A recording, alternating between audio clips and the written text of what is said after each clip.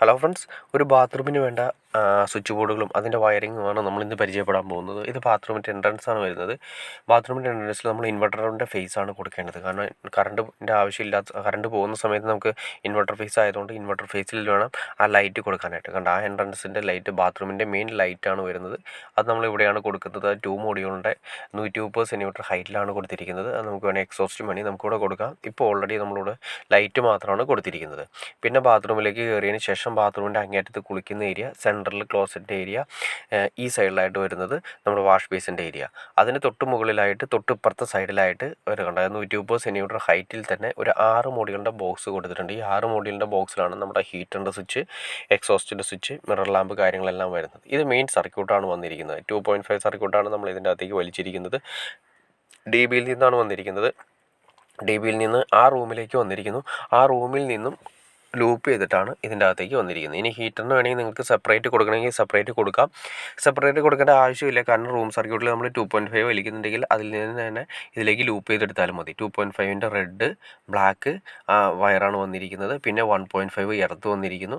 പിന്നെ ഇൻവെർട്ടർ സെക്ഷന് വേണ്ടിയിട്ട് ഒരു വയർ വന്നിരിക്കുന്നു. ഇത് നമ്മൾ ഹീറ്ററിന് വേണ്ടി സെപ്പറേറ്റ് വെച്ച് പിടിക്കുന്ന ഒരു പവർ പ്ലഗ്ഗാണ്. പവർ പ്ലഗ് സോക്കറ്റിൻ്റെ കൺസീൽ ചെയ്ത് വെച്ചിരിക്കുന്നു. അവിടേക്കാണ് നമ്മൾ ഹീറ്റർ കൊടുക്കാൻ ഉദ്ദേശിച്ചിരിക്കുന്നത്. ഹീറ്ററിലേക്ക് നമ്മൾ ഫേസ്, ന്യൂട്രൽ, എർത്ത് വലിച്ചിട്ടുണ്ട്. അതും 2.5 തന്നെയാണ് കൊടുക്കുന്നത്.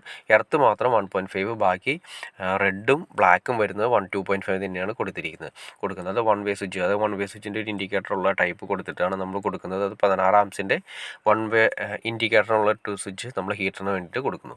പിന്നെ അടുത്ത് വരുന്ന എക്സോസ്റ്റ് ആണ്. എക്സോസ്റ്റിൻ്റെ ലൈറ്റ് ലീഡ് നമ്മൾ ഇവിടേക്ക് കൊടുക്കുന്നു.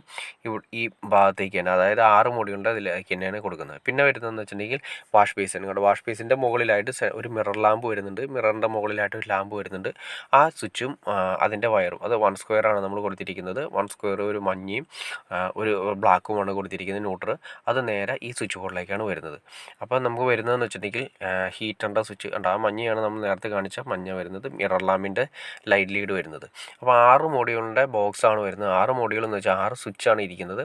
അപ്പോൾ ഒരു സ്വിച്ച് എന്ന് പറയുന്നത് ഒരു മോഡ്യൂളായിട്ടാണ് കണക്ക് കൂടുന്നത്. ഇപ്പോൾ 2 ലീഡാണ് ഇവിടെ ഉള്ളത്.